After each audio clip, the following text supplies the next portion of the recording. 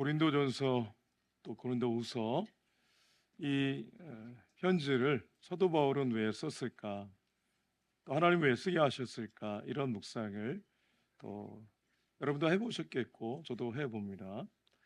포기할 수 없는 거죠. 사랑하면 사랑할수록 포기할 수 없습니다. 포기할 수 없으면 뭐라도 해야 됩니다. 회복시키기 위해서. 고린도 교회가 어, 하나님의 섭리 가운데 만난 브리스길라와 아굴라, 바울 그들이 기도하면서 개척하여 세웠던 그 교회에 여러 가지 어려움이 있다는 소식을 듣고 사도 바울은 가르친 대로 살지 않는 것, 가르친 대로 교회가 세워지지 않는 것에 대한 책망 또 감정적인 여러 가지 불편한 마음들이 아니고 그 교회를 아끼고 사랑하는 마음으로 편지를 쓰죠. 우리도 무언가를 사랑하게 되면 포기할 수 없습니다.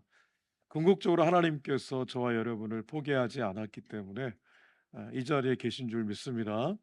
그냥 오늘 우리의 현실이 그냥 진행되는 것처럼 어찌 보면 또 나의 노력의 결과인 것처럼 그렇게 우리가 착각할 때가 많이 있는데 절대적인 하나님의 은혜입니다. 하나님의 은혜를 인식하는 자가 겸손하게 되어 있고 하나님의 은혜를 인식하지 못하면 교만하게 되어 있는 거죠. 그래서 하나님의 은혜를 인식해서 오늘 우리가 이 자리에 있는데 교회를 포기하지 못했던 하나님의 마음이 있었던 바울이 오늘 6장 우리가 읽은 본문에 보게 되면 우리가 그리스도의 몸이다. 그래서 그리스도의 지체가 되었다. 하나님의 성령의 전이 되었다. 그러므로 어, 그냥 죄로부터 자유케 된 것이 아니라 예수님의 십자가를 통해서 자유케 되었으니 그 자유를 방종의 기회로 삼지 말고 하나님 앞에 영광을 올려드리는 그 삶을 살아내야 된다라는 것으로 이 말씀을 하고 있는 것입니다. 포기할 수 없기 때문에 사도 바울을 통해서 하나님 말씀하셨듯 오늘 저와 여러분의 인생은 하나님의 권능의 손 가운데 그리고 그 날개 아래에 있습니다. 그러므로 어떤 처지와 형편 가운데 살아가셨고 살아오셨고 그렇게 여기까지 오셨는지 알 수 없지만 하나님의 은혜는 우리가 생각하는 방식으로 흘러가지 않습니다. 주님만의 방식으로 선하신 뜻을 이루어 가시는데 오늘 그러므로 어찌하든지 은혜가 있는 자리로 하나님을 예배하는 자리로 하나님 다시금 우리를 부르셨다는 것은 여전한 소망을 우리에게 주님께서는 두시고 그리고 결코 포기한 적이 없으신 그분이 여전히 사랑으로 권능으로 우리를 붙들고 있다는 증거인 줄 믿습니다. 그러므로 오늘도 하나님 말씀을 우리가 잘 들으며 경청하며 순종할 마음으로 말씀을 새길 때 주께서 강하게 일하시고 역사하실 줄 믿습니다. 옆에 계신 분에게 그렇게 권면하시면 좋겠습니다. 주의 말씀 앞에 경청하십시오. 네. 딱 한 분 약간 좀 졸려온 듯한 눈을 갖고 계신 분이 있어서 말씀을 드렸습니다. 여러분, 사도 바울이 이 단락에서 몸에 대한 이야기를 지금 하고 싶은 겁니다. 근데 바로 몸 얘기하지 않고 모든 것이 가하나 다 유익된 게 아니고 모든 것이 가하지만 나는 그 어떤 것에도 얽매이지 않는다. 이런 고백을 하듯 이게 시작을 합니다. 당시 고린도시에 격언이 하나 있는데 모든 것이 가하다 이런 말이 주로 사람들 사이 회자가 되었답니다. 그러니까 어, 자유를 노래하는 거죠. 자유를 노래하는 겁니다. 근데 그것이 잘못된 흐름으로 이어져 가는 것을 이제 볼 수가 있는 겁니다. 자, 말씀 한 구절 읽었으면 좋겠는데 고린도전서 10장 23절과 24절을 읽도록 하겠습니다. 자, 시작. 모든 모든 것이 것이 가하나 가하나 모든 것이 유익한 것은 아니요 모든 것이 가하나 모든 것이 덕을 세우는 것은 아니니 누구든지 누구든지 자기의 자기의 유익을 유익을 구하지 구하지 말고 말고 남의 남의 유익을 유익을 구하라. 구하라. 아멘. 아멘. 그 자유가 자기의 유익을 구하는 것이 아니라 남의 유익을 구하는 것이어야 하고 그리고 공동체에 덕을 끼치는 것이어야 된다는 것을 말씀을 하고 있는 겁니다. 고린도 교회 그 자유가 잘못된 이상한 사상의 사조의 영향을 받아서 얽매이기 시작했고, 그리고 잘못된 길을 걸어감으로 형제의 유익을 구하지 않고 공동체의 유익을 구하지 않는 잘못된 방종으로 이어져 가고 있음을 지금 얘기하고 있는 겁니다. 고린도전서 8장에 보면 우상에게 바친 제물과 관련된 그런 말씀이 나옵니다.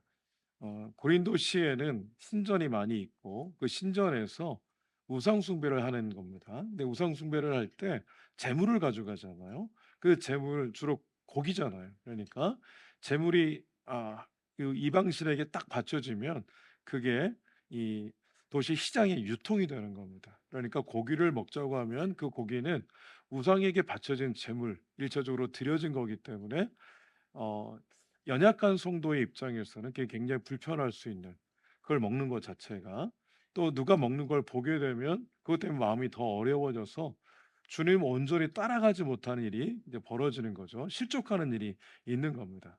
그래서 그게 8장 쭉 기록되어 있는데 두 구절만 한번 보겠습니다. 9 절과 13절 말씀을 읽겠습니다. 9 절부터 읽어 볼게요. 시작.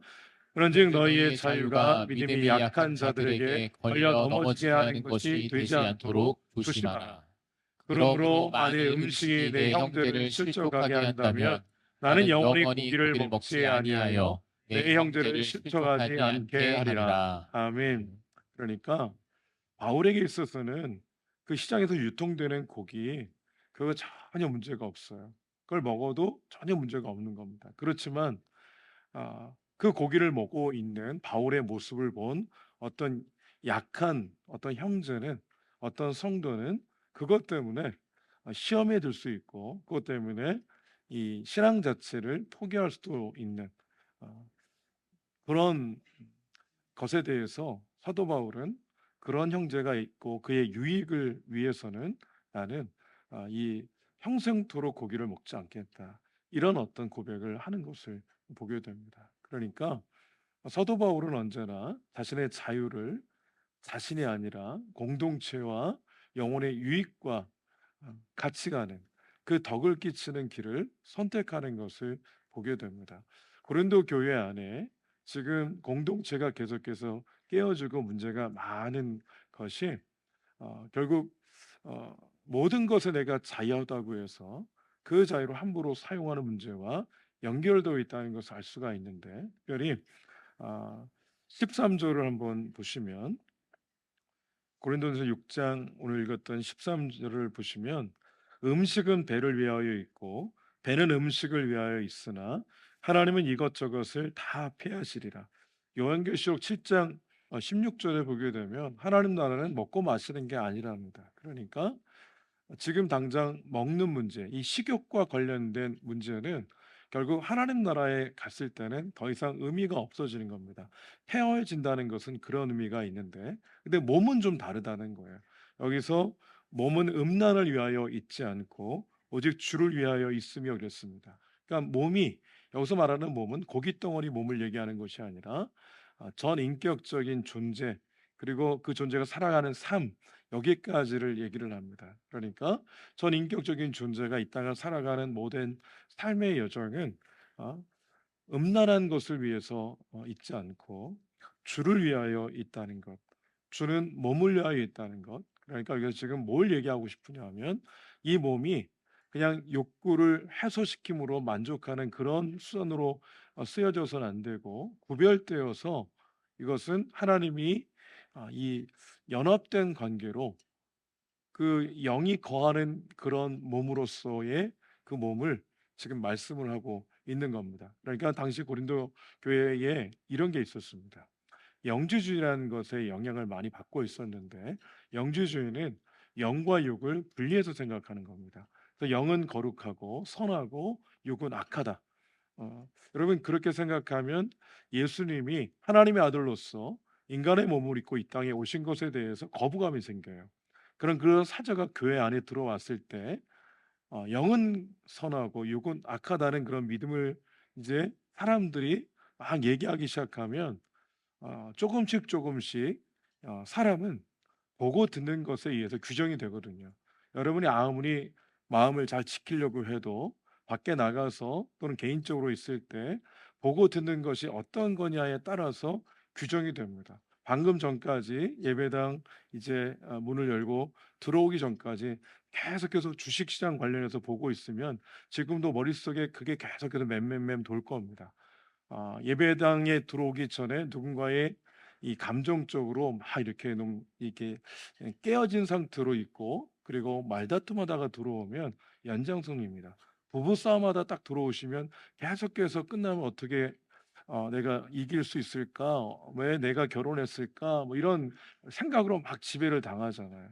사람은 보고 듣는 것에 의해 규정이 돼요. 그 영향력 아래에 있습니다. 그러니까 고린도시는 영주주의가 득세한 거예요. 그러니까 교회도 성도도 영향을 받는 겁니다. 그래서 육과 영을 분리해서 생각을 하는 거죠.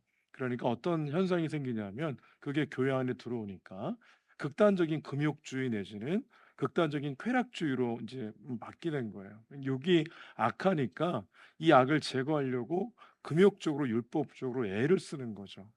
그렇게 가학적으로. 또 극단은 어차피 악하니까 내 영은 선하니까.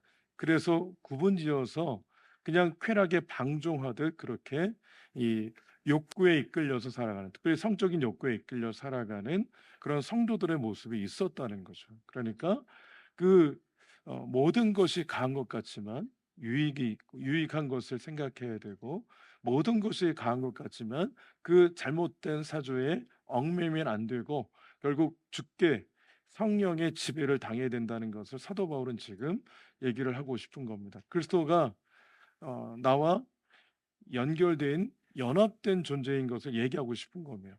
그래서 이 몸을 얘기할 때 식욕과는 다르다. 식욕은 주님 나라 갈 때 나 폐하질 것이지만 몸은 그렇지 않다. 예수님이 죽으셨지만 부활하신 부활체로서 이 제자들과 만났던 것처럼, 그래서 부활의 첫 열매가 되신 것처럼 우리가 이 몸이 영광스럽게 부활할 것인데 그 연속성상에 있는 이 몸을 함부로 육체 욕구를 해설하는 배설하는 정도로 그렇게 여기게 된다면 그것은 그리스도의 지체로서 연합된 관계를 부정하는 것이다. 그래서 몸은 그 자체로 주님과의 거하는 전이시고 주님의 지체가 되었기 때문에 이것 자체는 구별을 해야 된다는 말씀을 사도 바울이 지금 계속 하고 있는 겁니다. 그래서 15절에 너희 몸이 그리스도의 지체인 줄을 알지 못하느냐. 내가 그리스도의 지체를 가지고 창녀의 지체를 만들겠느냐? 결코 그럴 수 없느니라. 고린도시에 신전이 많다 그랬잖아요. 신전에 예배하러 갈 때 이방 신을 이제 숭배하러 갈 때 저 멀리 제단이 있으면 제단을 가는 길 양쪽으로 방이 많이 있었대요. 그 방에 뭐가 있었냐면 거기에 성창이란 제도가 있었고 성창이 있었던 거죠. 그러니까 거룩한 창녀 이런 의미가 있습니다. 뭐냐면 당시에 어떤 생각을 갖고 있냐면 그 여인과 성적인 결합을 이룰 때 신과 내가 합의를 이루는 것으로 이렇게 해석을 한 겁니다. 그러니까 그 성장과 성적인 관계를 맺는 것. 그래서 이 합하는 그 행위는 결국 그냥 음란한 행위가 아니라 예배 행위가 되는 겁니다. 그만큼 영지주의의 사조가 많은 영향을 교회 안팎에서 미치고 있다는 것을 알 수가 있죠. 그래서 성도들도 그 사상에 휘둘려서 그렇게 지금 창녀와 합하는 것에 대해서 무감각하게 그 음란한 길을 걸어가면서도 그 음란한 줄 모른 채로 가는 겁니다. 이것을 지금 얘기를 하고 있는 거죠. 연합된 관계를 자꾸만 깨트리는 길을, 이 하나님 주신 자유를 그렇게 쾌락주의에 기반해서 걸어가면서도 연합된 관계를 깨트리면서도 인식하지 못한 채로 걸어가는 그들을 향해 사도 바울이 아주 강도 높게 비판을 하고 있는 거죠. 여러분, 부부가 있습니다. 부부 사이에 연을 맺었어요. 남녀가 연을 맺어 부부가 됐습니다. 그래서 부부가 한 몸이 되었어요. 근데 남편인 제가 아내만 생각하지 않고 20% 정도를 다른 여인을 생각한다면 이게 바로 음란한 겁니다. 이게 바로 음란한 거예요. 여인이 남편을 100% 남편만 의지하고 남편만 보는 것이 아니라 남편도 사랑하고 남편이 또 다른 남자도 사랑할 때 이것을 음란이다 이렇게 볼 수가 있는 겁니다. 이것은 연합된 관계를 깨뜨리는 것이기 때문에 매우 하나님 심각하게 여기십니다. 이스라엘 백성들이 하나님의 심판을 받을 때 하나님이 음란한 백성이라고 그랬습니다. 왜 음란하다고 했냐면 하나님은 이스라엘 백성들과 결혼 관계로 생각한 겁니다. 언약 관계가 결혼 관계이고 그래서 나의 신부 이스라엘 백성들은 하나님을 나의 이 신랑 이런 관계로 맺어진 건데 하나님만 의지하지 않고 이방신도 의지하는 모습을 그래서 이방신에게 제사하고 절하고 그에게 은혜를 구하는 이 모든 행위들이 하나님 보실 때는 음란하게 여기는 겁니다. 그러니까 이스라엘 백성들이 하나님은 80 정도 섬기고 그리고 이방신을 20 정도로 섬겨서 섞여 버린 거죠. 그래서 하나님만 섬기지 않고 하나님이 전부가 되지 못하고 하나님을 100%로 여기지 않고 그렇게 걸어가는 것 자체를 음란하다 하나님이 이렇게 규정하시고 그것에 대해서는 가만히 있지 않으셨어요. 여러분, 여러분의 양옆에 있는 나의 아내, 나의 남편이 나만 바라봐야 되는데 한 50% 정도만 바라보고 있으나 나를 바라보고 있지 않다면 그러면 그것은 관계를 깨트리는 겁니다. 신뢰가 깨지잖아요. 연합을 이룰 수가 없습니다. 심각한 거거든요. 하나님과 우리의 관계도 마찬가지인 겁니다. 하나님도 바라보고 세상도 바라보고가 아니라 주님이 우리에게 기대하시는 것은 연합된 관계 속에서 주님만 바라보기를 기대하시는 건데 고린도 교회가 당시에 이 주님과 연합된 관계, 지체로서의 주님과 연합된 관계가 이런 여러 가지 영향 때문에 다 깨져 있었다는 거죠. 음란한 길을 걸어가면서도 마치 그것을 음란한 길이 아닌 것처럼 치부해 버리는 그들의 악행을 사도 바울이 지금 하나하나 들춰내고 있습니다. 그래서 18절 이하에 보게 되면 음행을 피하라고 그랬습니다. 그 음란한 길을 이제는 피해야 된다. 대적하라 이런 표현을 쓰지 않고 피해라고 그랬습니다. 사단과 대적할 때가 있고 피해야 될 때가 있는데 음란의 문제에 있어서는 음행과 관련돼서는 마치 요셉이 보디발의 아내가 날마다 유혹을 했을 때 그때 어, 요셉이 취한 방법은 결국은 피하는 방법이었습니다. 피하는 방법이었죠. 피하는 것이 음행의 유혹으로부터 이길 수 있는 길인 것을 말씀하고 있습니다. 우리가 교회 밖에 나가고 그리고 예수님을 믿는 사람들이 아닌 그런 예수 믿지 않는 분들과 이렇게 교제를 할 때 그분들의 입에서 나오는 모든 말들은 어, 근거가 있고 때로는 합당하게 보이고 때로는 시대가 요구하는 어떤 그런 이야기일 수도 있지만 성경에 기반하지 않고 진리에 근거하지 않을 때 그것이 많은 사람들이 옳다고 믿어도 진리가 아니라면 그것은 잘못된 거죠.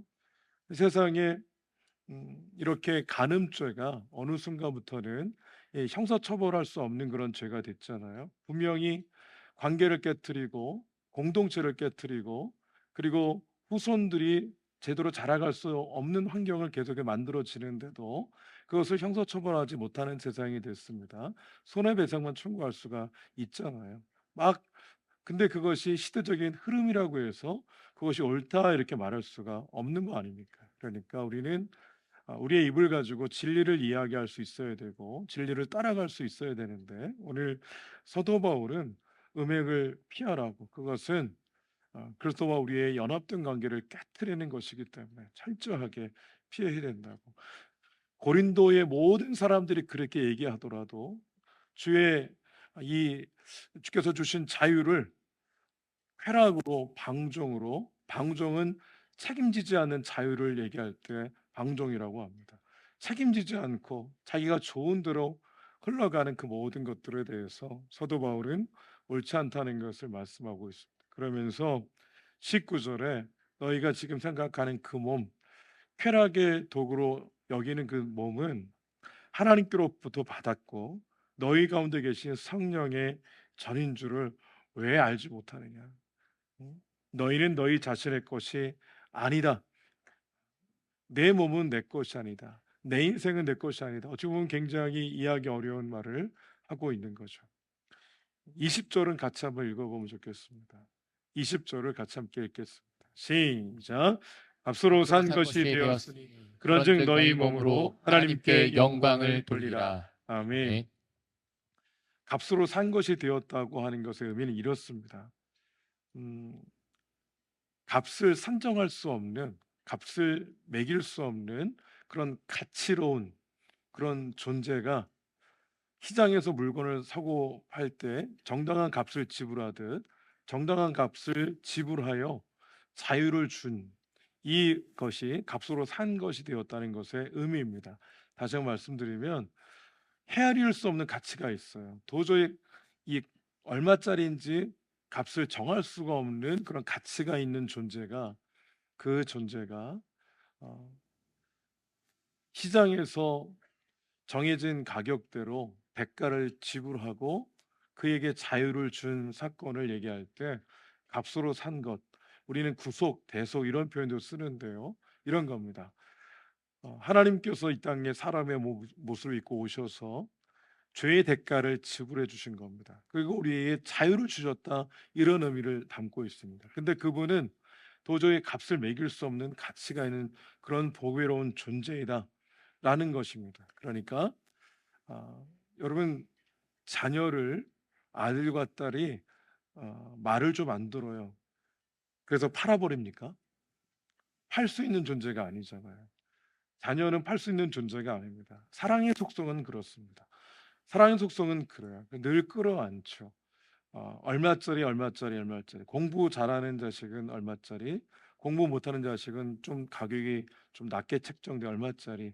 이렇게 가격을 책정할 수 있습니까? 목숨 같은 그런 존재일수록 우리는 도저히 가격을 산정할 수가 없는 겁니다. 하나님께서 자신의 아들을 이 땅 가운데 보내셨죠. 그리고 그분께서는 우리의 죄의 문제를 해결하시고자 십자가에서 대신하여 죽으시고 우리에게 이제 그 이름을 믿는, 예수의 십자가 사건을 믿는 자들에게 삶 자유와 평강을 주셨고 영생의 은혜를 베풀어 주신 줄로 믿습니다. 이것이 값으로 산 것이 되었다의 의미인 거예요. 한마디로 얘기하면 정해져 있는 죄의 값이란 게 있어요. 죽어야 되는. 근데 그것을 내가 지불하면 아무런 의미가 없는 겁니다. 그래서 죄가 없으신 그분께서 대신하여 대가를 지불하셨는데 그분은 도저히 헤아릴 수 없는 가치가 있는 보배로운 존재라고 하는 거죠. 그리고 아침마다 이 묵상이 있어야 됩니다. 예수 나의 첫사랑 되시네라고 찬송하잖아요. 일부에서도 말씀드렸는데 첫사랑은 깨진다 뭐 이런 얘기를 많이 하잖아요.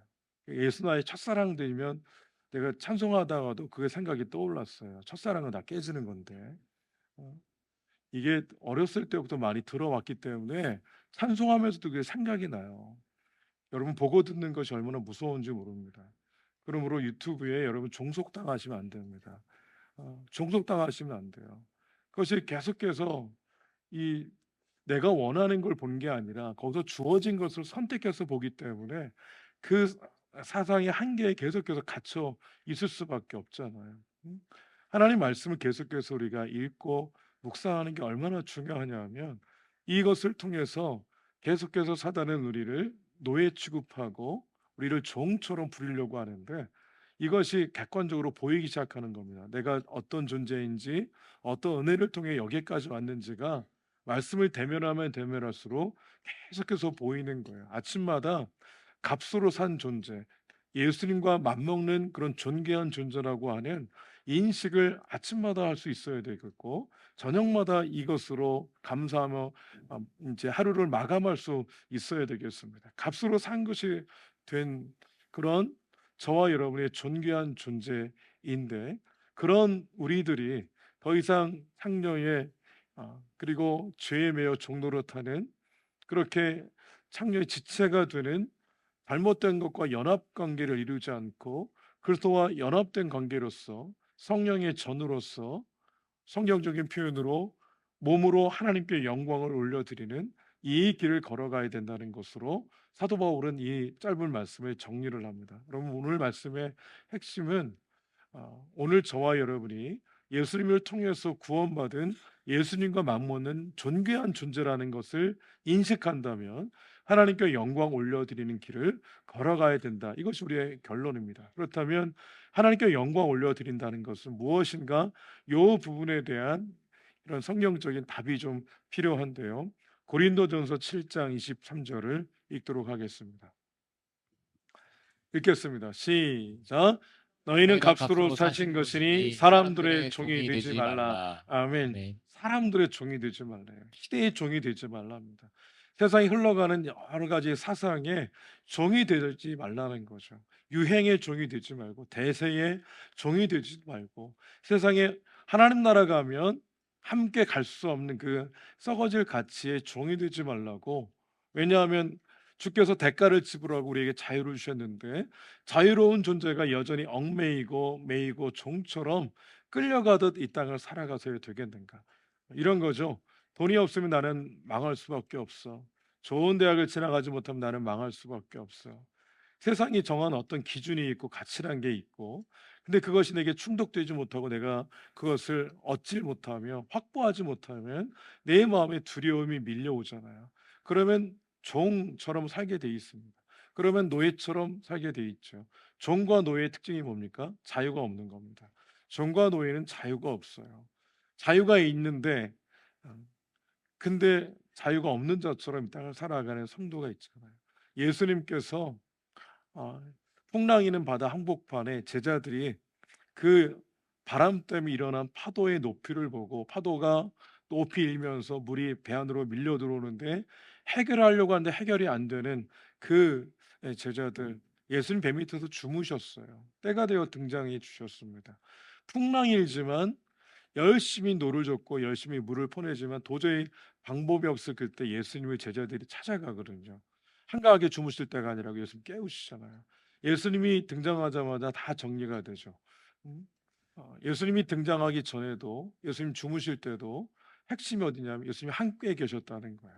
이게 핵심입니다. 여러분, 파도는 높게 일어도 바람은 거세게 불어서 도저히 내가 잠식당할 것 같은 위기 상황 가운데 있어도 주님이 함께 하시기 때문에 거기서 오는 자유와 평강이 예수 믿는 자들의 특권입니다. 그게 예수 믿는 자들이 가야 될 길이고 주님이 그 말씀을 하고 있는 거예요. 무언가의 종이 되지 않고 그리스도 안에서 참 자유와 평강을 누리는 길을 이미 열어주신 거죠. 중요한 건 주님이 함께 있다는 인식이 되어야 하고 그분께서 모든 대가를 다 지불하셨기 때문에 오늘의 나를 자녀 삼으신 주님이 아버지가 자녀를 위해 무언가 어떤 것이든 할 수 있는 것처럼 그 아버지도 나를 위해서 무언가 어떤 것이든 할 수 있는 존재인데 여전히 나는 내 생각 속에 종처럼 계속해서 갇혀 있는 거죠. 그래서 자유가 없이 이 땅을 살아갈 때가 있습니다. 주님께서 대가를 다 주님께서 지불하셨고 그리고 주님의 사람 되었으니 이제는 하나님께 영광 올려드리려고 했는데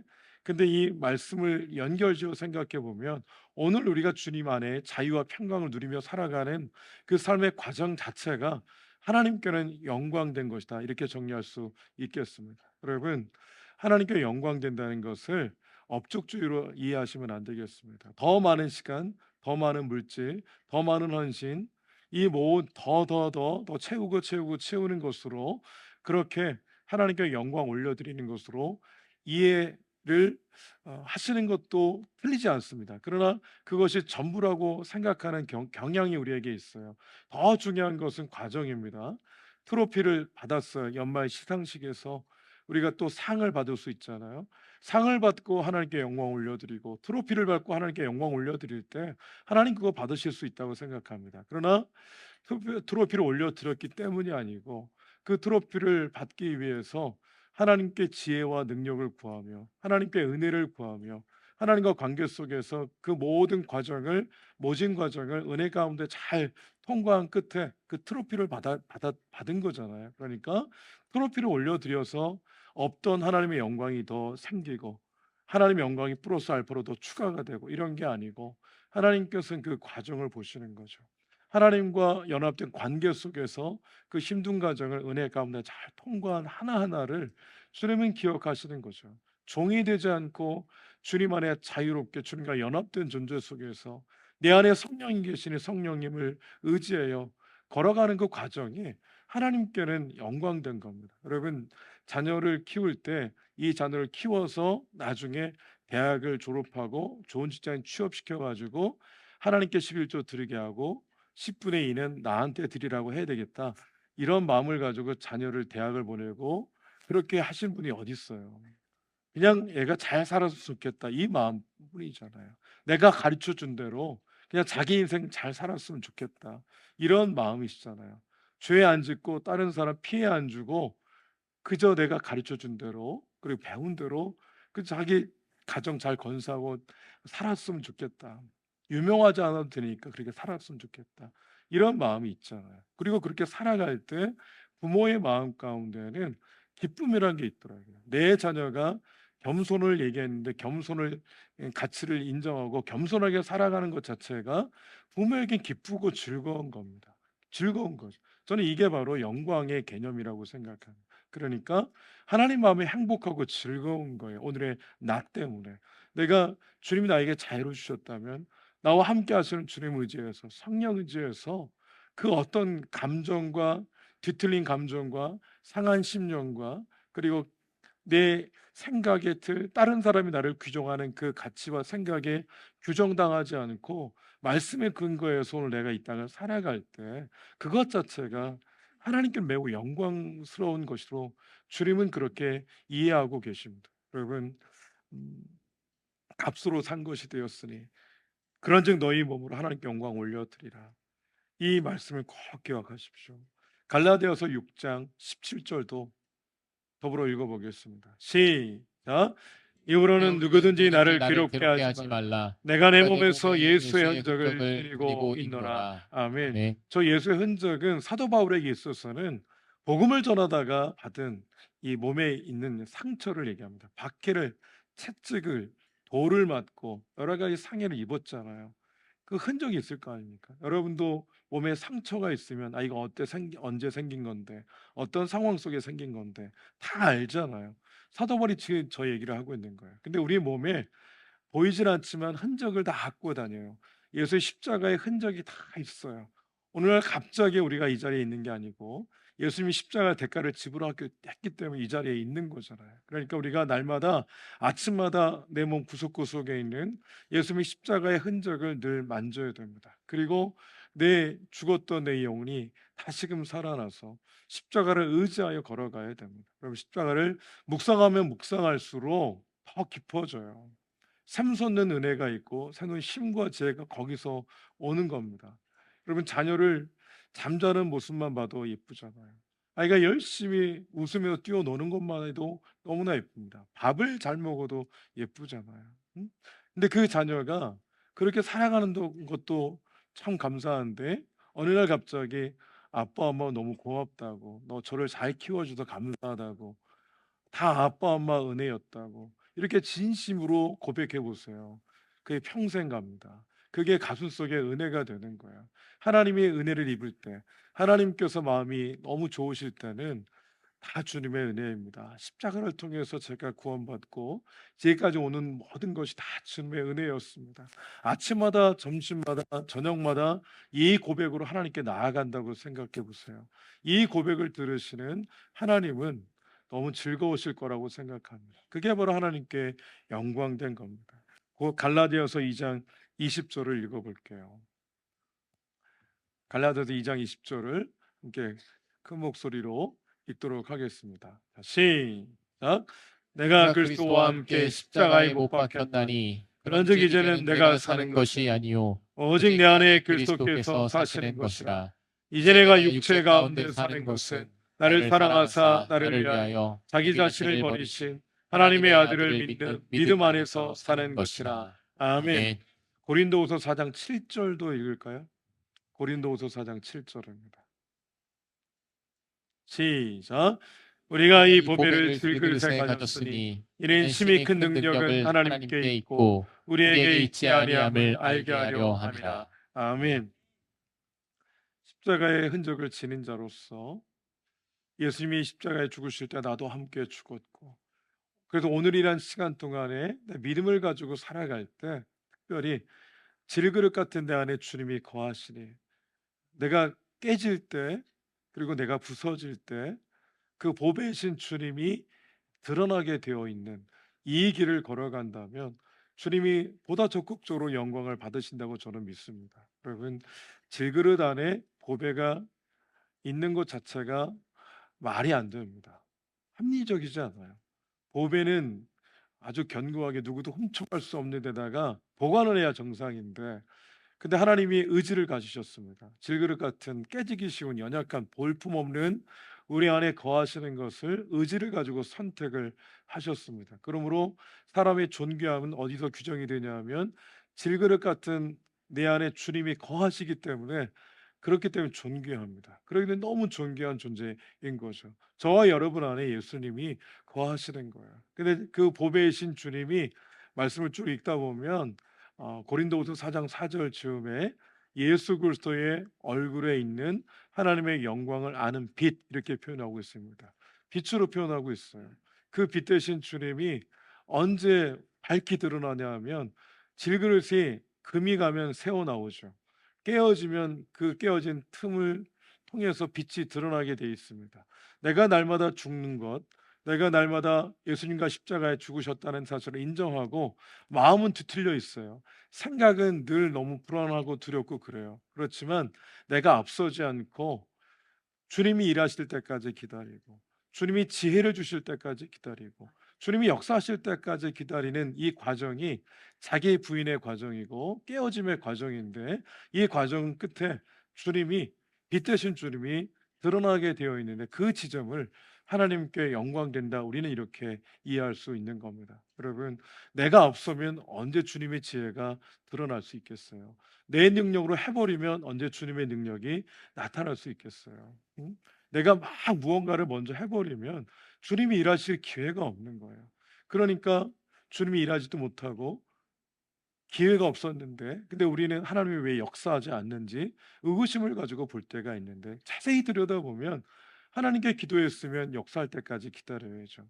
하나님의 은혜를 구했으면 은혜가 내려올 때까지 기다려야 되는데, 우리는 자기를 부인하지 못하는 그런 이 조급한 마음이 있습니다. 내가 내 손을 가지고 뭔가를 해야 직성이 풀리고 그때 뭔가 이루어지는 것처럼 생각할 때가 있는데, 100% 내가 개입하면 완벽하게 좋은 결말로 이어집니까? 그럴 때도 있고 그렇지 않을 때도 있는데, 그렇지 않을 때가 훨씬 많죠. 그래서 실수와 실패를 통해서 우리는 뭘 배우냐 하면, 내가 아니라 내 안에 계신 주님을 의지해야 되는데, 주님을 바라봐야 되는데 왜 그러지 못했을까? 다시 한번 어리숙했네, 조급했네, 그 자신을 막 한탄하게 되잖아요. 여러분, 하나님께 영광 올려드리는 것, 우리의 몸으로 하나님께 영광 올려드리라는 것은 주님과 연합된 관계인 걸 인식을 하고, 그 관계 속에서 내가 날마다 십자가에 죽은 존재인 걸 기억하고, 그 주님이 내 안에 들어오셔서 나의 주인이 되어 주셔서 나의 삶을 이끌어가는 이 모든 과정 안에서 주님께 주도권을 다 내어드리는 모든 과정이 다 하나님께 영광된 것입니다. 여러분, 하나님 무엇이 부족한 분이 아닙니다. 무언가를 열심히 해서 하나님께 영광되고 영광에 도달할 수 있는 것이 아니라, 이미 영광스러우신 그분의 어떠함이 나를 통해 드러나게 하는 그 깨어짐의 과정, 자기 분의 과정이 결국은 주님께 영광된 과정임을 믿습니다. 여러분, 그런 말씀으로 드리면서 이 말씀을 정리하겠는데요. 여러분, 내 생각을 좀 내려놓으시고, 뒤틀린 감정대로 입을 열어 말하지 마시고, 감정이 상할 때는 십자가의 그 마음을 가져가시고 기다리시고, 의지가 박약해서 도저히 할 수 없을 때 주께 의지를 구하시고, 이 모든 과정이 하나님이 내가 일할 기회를 마치 내가 하나님께 드린 것처럼 하나님이 너무 즐거워하신다는 거죠. 여러분, 이번 한 주간 살아가실 동안에 이 세상의 여러 가지 세대의 모습을 쫓아가지 마시고, 말씀을 통해 날마다 새로워진 심령으로 오늘도 내일도 이번 한 주간도 십자가에 나는 죽은 자임을 인정하며 내 자아가 이끄는 것이 아닌 성령이 이끄는 대로 한 주간 그렇게 하나님께 영광 올려드리며 승리의 길을 걸어갈 수 있으시기를 주의 이름으로 축복합니다. 아멘.